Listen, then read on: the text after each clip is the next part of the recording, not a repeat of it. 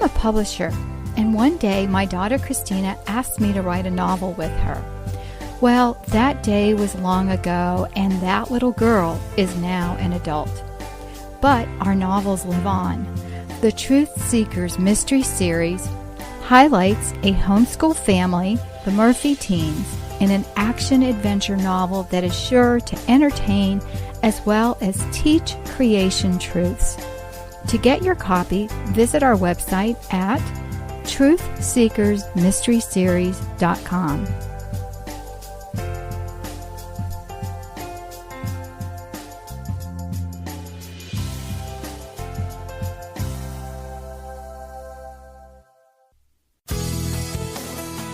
This is a production of the Ultimate Homeschool Radio Network. Welcome to the Vintage Homeschool Mom Show. Your host, Felice Gerwitz, is an author, a publisher, and your radio show host. She will encourage, educate, and inspire you with answers to your most pressing questions from homeschool, marriage, parenting, and much more. Felice loves to equip moms to live a Christian life because every moment counts. Be sure to visit her website at mediaangels.com. And here's your host, Felice Gerwitz. Hey everyone, welcome. This is Felice Gerwitz with an episode of Vintage Homeschool Moms. Today is another Just for Kids series episode of podcast. Today we're going to talk about thinking and teaching kids to think. So gather your kids around because this is an episode just for them. And please visit my website at mediaangels.com and be sure to sign up for our monthly planners at the Ultimate Homeschool Podcast Network. There you will get free planners every month on different character qualities, and they are filled with fun activities to do with your kids, and they are totally free. You'll get an email each month with a new planner, and then also check out my books at mediaangels.com. All right, well, maybe your kids think too much and maybe they don't think enough, and we are going to go through a very simple acronym and solution for thinking through problems. And so this will be super fun. All right, well, let's get started. Okay, kids, has your mom or dad or another adult ever said to you, "What were you thinking?" Or maybe they said, "Do you even think?" Well, if they've said this, it's probably not a good thing. When we think, we use our minds to figure out a right or a wrong answer or to solve a problem. What happens when we solve a problem? Well, we come up with a solution. You do this every day in school. You solve math problems. You solve the answers at the end of a chapter. You solve a mystery if you're reading a novel. You pretty much solve things all the time. But solving a problem is only half of the answer because many times we don't think things through. What is going to happen if we make a specific decision? Sometimes we can use a what-if question to problem solve. You know, this is something to think ahead about. For example, well, if I do this, this could possibly happen. But you can also apply it to the past because sometimes we look at the past and we feel guilty or we feel bad. One of the things you can do with the past is let it go, which is a good thing, but also learn from past mistakes. So what would you do differently? Okay, that's something that's important. Another way we think is by comparing and contrasting. And how do we do this? Well, we look at the information and come up with the things that are the same and different. Sometimes we do this by looking at different aspects or angles. For example, we might see something that we want to do, but realize that that may not be a good choice of decision. If there is a cake on the table and it has not been frosted yet, would it be good to just take a little sliver off the top? Because your mom will never know the difference, right? If the cake is frosted, would you think about taking a slice of cake out? I mean, what if your mom planned to give it to somebody or it's supposed to be served for dinner? You're not going to do something that is obviously going to get you in trouble, right? But we can see things from different perspectives, and that depends on what the question is. And there are many questions that you go through when you're learning. And especially in this series of podcasts that's just for kids, because I ask you to think and I ask you a lot of questions. And sometimes when you solve a problem, it's like a piece of a puzzle and it makes sense at the end. When we've got all these pieces and we have to begin at the very beginning of a puzzle, what do you do? Okay, so you dump out the box and you probably set the picture somewhere so you can see it, right? You've got a framework. And then what do? Most people look for the edges because the edges will give you that outside framework. So you're thinking through it. You're thinking through how to do it the easiest way. And many times we will do things like that, but other times we just don't even think. There's an acronym that we are going to use, and that is the word SODAS. And it's SODAS, and it's an easy way to talk about problem solving because each letter stands for something different. So S is for the situation, O is for the options, D is for the disadvantages, A is for the advantages, and S is for the solutions. So we're going to use this method to go through a problem-solving activity, and we are going to use a dog covered in paint to figure out a solution. And yes, it gets better.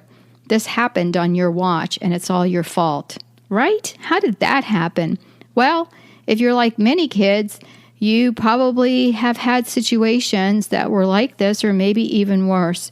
And it probably wasn't even your fault, right?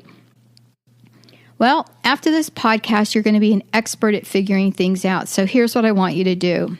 On the website at vintagehomeschoolmoms.com, Teaching Kids to Think, episode 426, you can go search for it on the website. There is a download for you. It's a PDF, and it's called Making Choices and Problem Solving. So you can download this and look at it. If you're not near a computer, this is what I want you to do. I want you to imagine this. Here's a scenario. You ready? Your mom and dad have been painting the rooms of the house and everything looks great. So they took the leftover paint and neatly put it in the corner of the garage, waiting for a chance to put it away. You have a Labrador, and this dog is a handful. He's only about a year old, and you're still working on training him. So let's give your dog a name. Let's call your dog Dakota. Your parents went out to buy more paint and asked you to keep an eye on the dog. Your sister is next door to a friend's house, and the twins went with your mom to the store. So you turn your back for 1 minute to get a book so that you can take the dog out to the porch and sit and read your book and keep an eye on the dog. But guess what? When you look back, the dog is gone. And all of a sudden, you hear a horrible noise. It sounds like a band decided to play a song, mostly off-key, in the garage. In fact, it sounds like cymbals. But you know there's not a drum set in the garage, and least of all, no cymbals. All of this goes through your head in a split second as you wonder, what did the dog get into in the garage? So you go running out there and you gasp. What do you see? There's your beautiful white lab covered in paint. And what's more, there's paint and dog tracks all over the floor. Yep.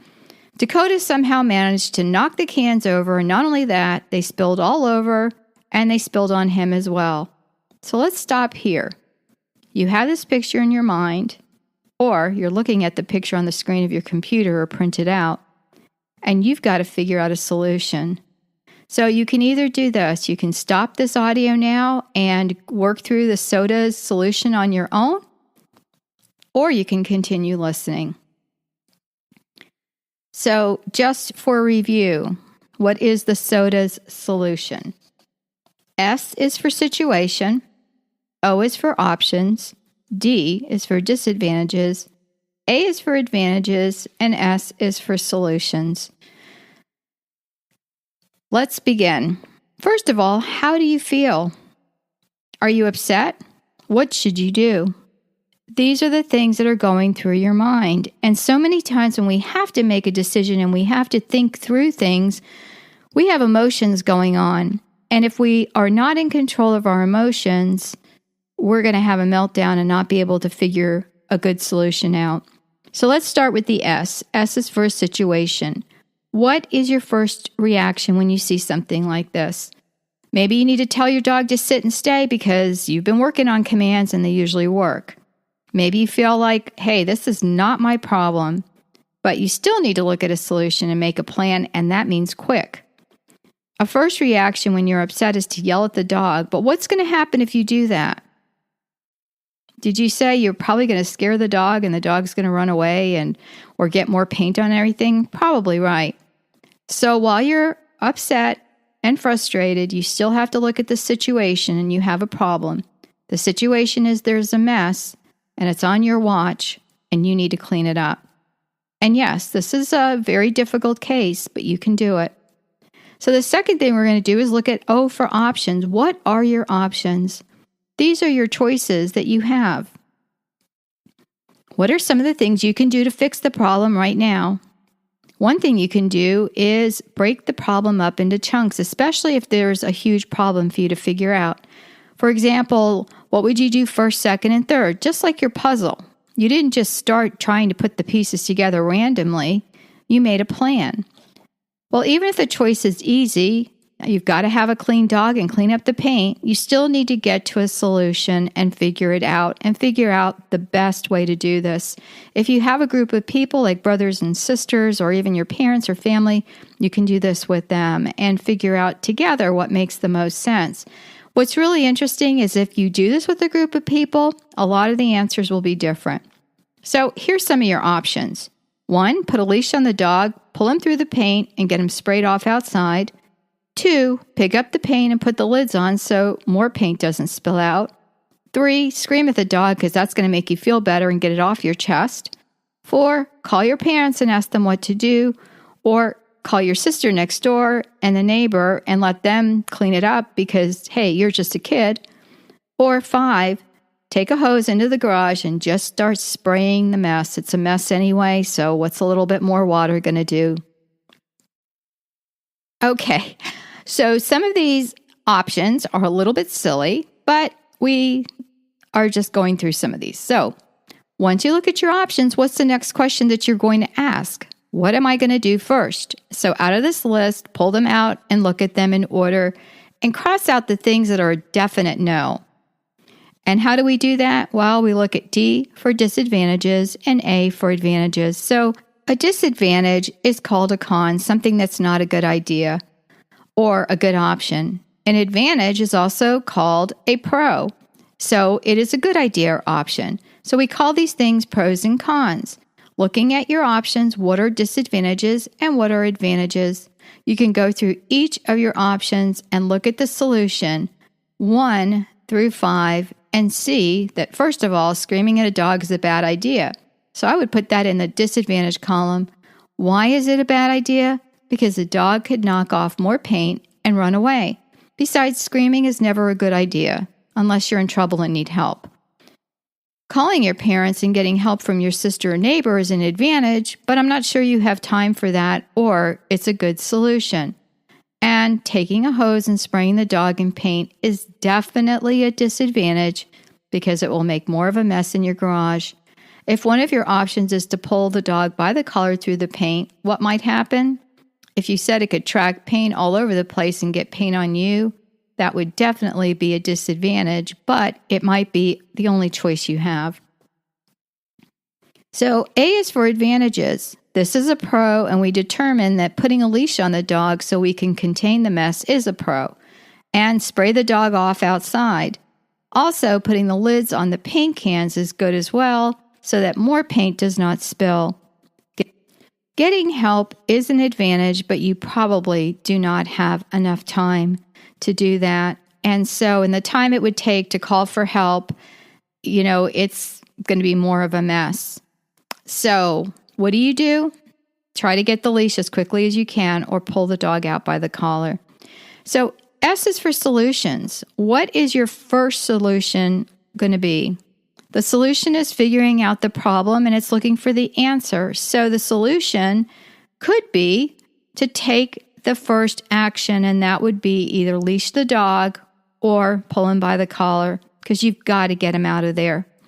In this case, you might take him outside and then wash him off and dry him, and then put him somewhere out of the way if he has a cage or maybe a fenced-in backyard, someplace that the dog's not going to get in trouble. Then grab some trash bags and paper towels and place the lids on the can and clean up the mess. During this time, maybe that's when you can call for help. In fact, that might be number one on your list. In real life, you can look at a situation like this picture of the poor dog full of paint and paint cans around, or something else where you can work through solutions with your family. If you practice this with different scenarios, and you can make some up as well, like I made up the story about the dog, then you can calmly think through the situation so that if you do have a situation like this, you will be prepared. Practicing really helps us to be prepared. Just like you practice your math and your reading and your spelling, you can practice thinking. Thinking is an important skill, and why is that? Because if you think through solutions, you will have a good idea of what you want to do, especially if you're in a time when you're stressed or upset, and it can help you think through things that are right and wrong. Many times, people who do not think can be led astray. People who do not think always say, well, what's the right answer? Or I need the answer to that. Or can you tell me what's right? You have to figure out what is right for yourself. Why is that?